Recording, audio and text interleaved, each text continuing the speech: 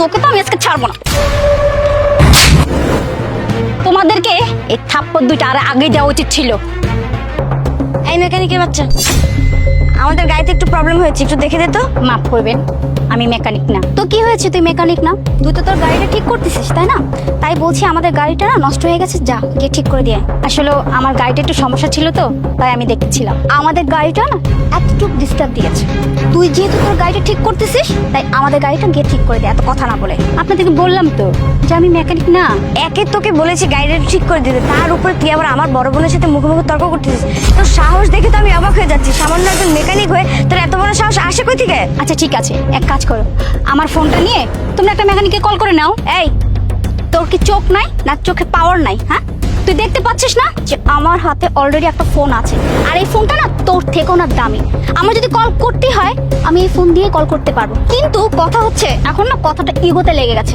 তাই আমাদের গাড়িটা ঠিক তুই করবি, যা। হ্যাঁ, আমার বড় আপু একদম ঠিক কথা বলেছে। আমাদের ইগোতে যখন একবার কোনো কথা লেগে যায় না, তখন আমরা সেই ব্যক্তির দ্বারাই কাজটা করাই, হোক সে মেকানিক, ছোট লোক, বড় লোক, যাই হোক না কেন, আমাদের মান সম্মান বলে কথা। আর তুই এখন আমাদের গাড়িটা ঠিক করে দিবি। ও, তোমাদের হাতে যেহেতু আইফোন আছে, তাহলে আইফোন দিয়ে একটা মেকানিককে কল করে নাও না। এই, তোকে আমি কি বললাম, কানে কি কথা যায় না? হ্যাঁ, আমার যদি মেকানিক ডাকার প্রয়োজন ছিল না, আমি শুরুতেই মেকানিক ডেকে নিতাম, কিন্তু আমাদের গাড়িটা এখন তুই গিয়ে ঠিক করবি। দেখো, আমার মনে হচ্ছে তোমরা দুজন খুব বেয়াদব। আমার মতে আমি একটা বয়স্ক মানুষের সাথে কিভাবে ব্যবহার করতে হয় এটা কি তোমাদের ফ্যামিলি শিখায়নি? আচ্ছা, তোমরা এত বেয়াদব কেন বলো তো? আয় ফকিনি, কি বললি তুই? হ্যাঁ, আমরা বেয়াদব? হ্যাঁ, এখন তোর মুখ থেকে জানতে হবে যে আমরা আসলে কি না কি। আয়, তুই কি জানিস আমরা কে? হ্যাঁ, আমাদের কতটুকু পাওয়ার আছে, কি করতে পারি? আরে আপু, তুমি কাকে কি বলছো? এই ফকিন্নির বাচ্চা কি করে বুঝবে আমাদের লেভেল কত দূর, আমরা কোথা থেকে আসছি? ও যদি জানে তাহলে তো ও এখান থেকে দৌড় দিয়ে পালাবে। ও আচ্ছা আচ্ছা, তোমরা মনে হয় অনেক বড় কেউ তাই না?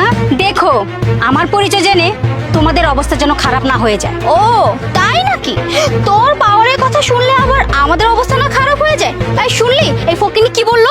এই ফকিন্নি বললো ওর অবস্থা নাকি শুনলে তোর আর আমার অবস্থা খারাপ হয়ে যেতে পারে। এই ফকিন্নির বাচ্চা, একটা সস্তা শাড়ি পরে রাস্তায় দাঁড়িয়ে আমাদের সাথে তর্ক করতেছিস। আমাদের গেট আপ দেখ, আমাদের ড্রেস দেখ। তোর মতো ফকিন্নির সাথে দাঁড়িয়ে এতক্ষণ আমরা কথা বলতেছি, এটাই তো তোর সৌভাগ্য।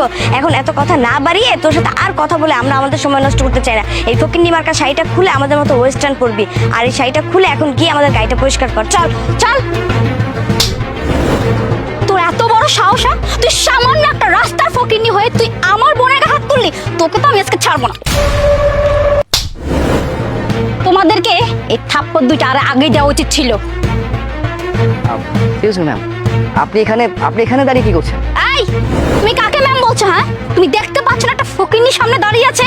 এই ফকিন্নির সাথে কি ম্যাম শব্দটা যায়? স্ট্রেঞ্জ, ম্যামকে ম্যাম বলবো না তো কি বলবো? কি কি বললে তুমি? ইনি আপনাদের কোম্পানির ম্যাম? তো ইনি যদি আপনাদের কোম্পানির ম্যামই হয়ে থাকে, তো রাস্তাঘাটে দাঁড়িয়ে ভাবে গাড়ি কেন ঠিক করতেছে? হ্যাঁ, দেখুন, আপনার কোথায় ভুল হচ্ছে। আর আপনি হয়তো জানেন না, রুনা গ্রুপ ইন্ডাস্ট্রিজ এর মালিক হচ্ছেন আমাদের রুনা ম্যাম। আর এই কোম্পানিটা 3 দিন আগে উনি কিনে নিয়েছেন, আর আপনি তার সম্বন্ধে এই ধরনের কথা বলছেন। বাই দ্য ওয়ে ম্যাম, আপনি এখানে দাঁড়িয়ে গাড়ি ঠিক করছেন কেন? আসলে কি তেমন কিছুই না, গাড়িটা সামান্য ডিস্টার্ব দিচ্ছিল, তাই ভাবলাম যে নিজে দেখে নেই। আর এখন অফিস টাইম, অফিস থেকে কাউকে কল করব, কাজের ক্ষতি হবে, সেই জন্যই কাউকে ডাকিনি। আচ্ছা ম্যাম, একটা কথা বলুন তো আমাকে, ওনারা দুজন কি আপনার সাথে বেয়াদবি করেছে? সেটা না হয় ওদেরকে জিজ্ঞেস করো। ম্যাম অ্যাকচুয়ালি আমরা জানতামই না যে আমরা যে কোম্পানিতে জয়েন করেছি এই কোম্পানিটা আপনি কিনে নিয়েছেন, মানে আপনি কোম্পানির নতুন এমডি।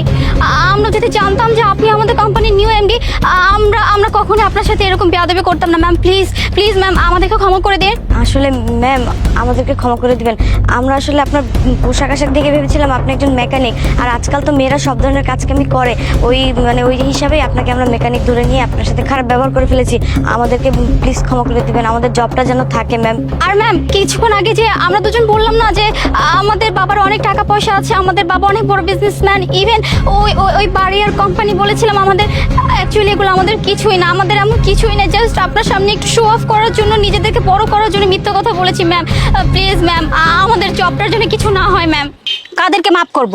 তোমাদেরকে, যারা সামান্য একটা গাড়ি ঠিক করা নিয়ে একটা বয়স্ক মায়ের মতো মানুষের সাথে খারাপ ব্যবহার করে তাদেরকে? কখনোই না। আচ্ছা একটা কথা বলো তো, তোমাদের ফ্যামিলি কি তোমাদেরকে আদব কায়দা কিছুই শেখায় নাই? ওনারা কি বলে দিছে যে রাস্তাঘাটে ময়মুরব্বি দেখলে তাদের সাথে খারাপ ব্যবহার করবা? আমি অফিসেও তোমাদের নামে অনেক রিপোর্ট শুনেছি, তোমরা দুইজনে অফিসেও খুব খারাপ ব্যবহার করো তোমাদের কলিগদের সাথে। তাই আমি বলছি, ভালো ভালো তোমরা এখান থেকে চলে যাও।